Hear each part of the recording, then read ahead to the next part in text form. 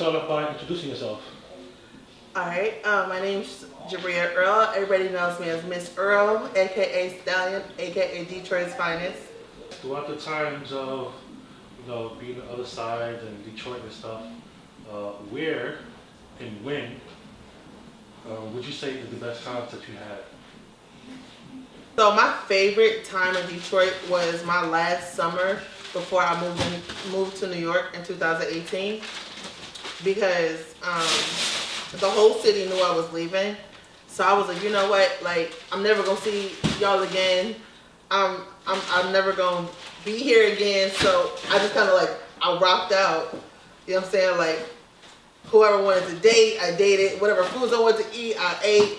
You know what I'm saying? Whatever parties I wasn't supposed to go to, I went to.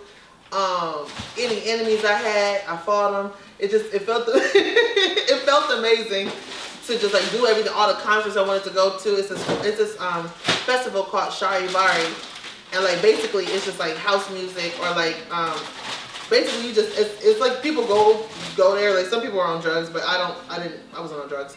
But you just go and you just dance for like 4 days straight, and like just like that whole summer was just like nothing but festivals, like just dancing and partying, hanging out with my friends, like the last hoorah, you know. All right. So how was it like growing up with 5 siblings?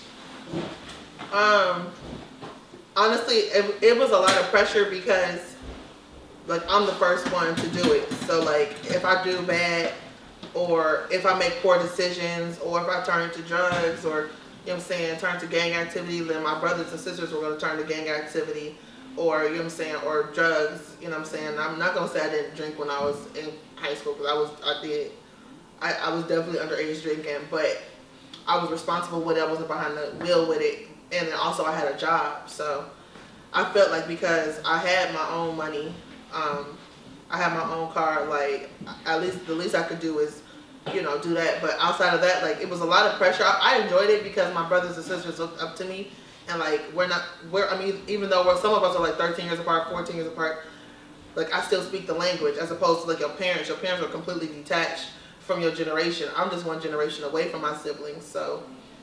You know what I'm saying? So I could peep the game before they even do it and give them a better way to do it. So yeah. Name 5 things you can't live without. Things I can't live without. Honestly, I need a quiet.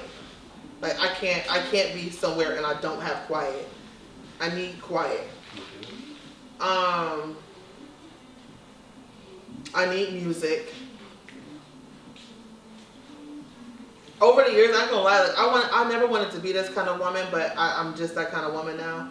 I have to have money.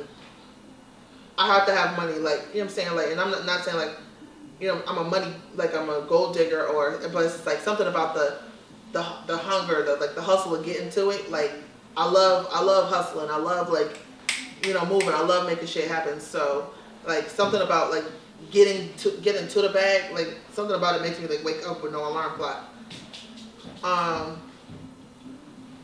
Let's see what else I need. I need my friends. Like I can't live without my friends. This is just for right now. This is just temporary. But like I need like either coffee or tobacco, and it's so terrible. I know it's so terrible. I know it's so terrible. I know it's terrible. So when you say tobacco, what you mean like tobacco, like cigarettes? Cigarettes? Yeah. Right. And I know it's bad, and this is where I'm at with it. So hold on. So what age you first started smoking cigarettes? That's a good question. I started smoking cigarettes in college, and this is what happened. I had a boyfriend who I was madly in love with. I finally got my cheat back. Long story short, I finally got my cheat back. That's what it was. And I guess that one cheat amongst his 6 was like a big deal. And he just told the whole campus, and like the dean was mad at me. Like all his frat brothers were like, "You're a hoe," and all these people. And there was like so much pressure. So you were stressed out. I was so stressed out. Like people were kicking me out of programs because he knew everybody. And so like, I know, and I still had to go to class. I still had to go to track practice. So I'm like, okay, well, what can I do? And I was like, I don't smoke weed. And then I was like, okay, well, I can smoke a cigarette. So I smoked a cigarette, and something about the cigarette was just like, whew. And I'm not gonna lie, at first it burned my chest, but like, it like calmed my nerves. So I kind of like fought through the burn, and ever since then I have been smoking cigarettes. But now it's like, it's turned into an addiction, and I don't like that.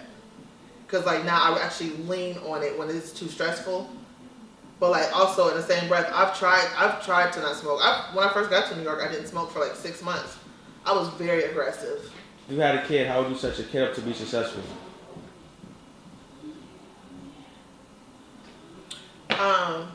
I feel like I'm doing it right now because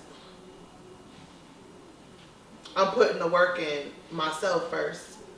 I'm in therapy.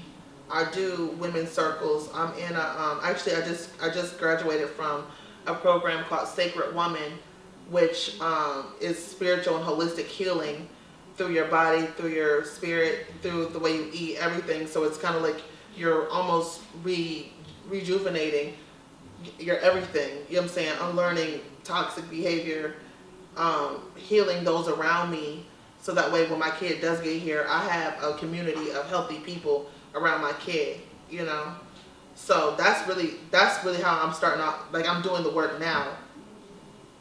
Yourself in 10 years, 5 to 10 years. Be real with you. I want to move to Africa. I put my application in to move to Africa already. I signed up for dual citizenship to live in Ghana, and because I don't feel good being black here. I don't like the way my black experience has been since I've been in America, honestly. Yeah. I would like to have my own studio.